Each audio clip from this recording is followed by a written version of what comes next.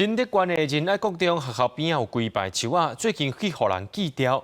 学校即马是赶紧出面来解说，讲最近遇到这东北季风的问题，今日树仔会登去喊到下骹的人和轿车，才会把树仔锯掉。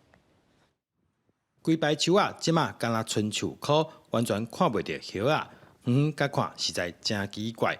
新德县仁爱国中最近互人发现，学校边仔的路树变做这款模样，学校赶紧出来解说。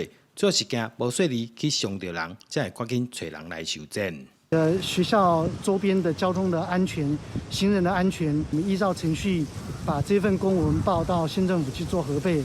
那所以为了整体学生的安全的考量，我们进行修树部分。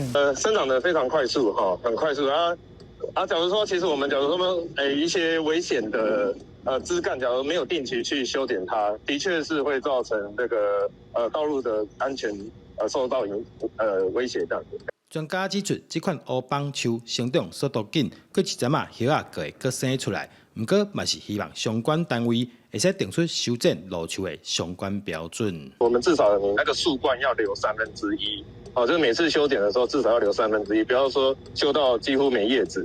那希望县政府可以定出条例。还要强调，修正树仔主要是为着安全考量，未来会继续关心树仔的健康状况。请民众放心。记者杜君和新德报道。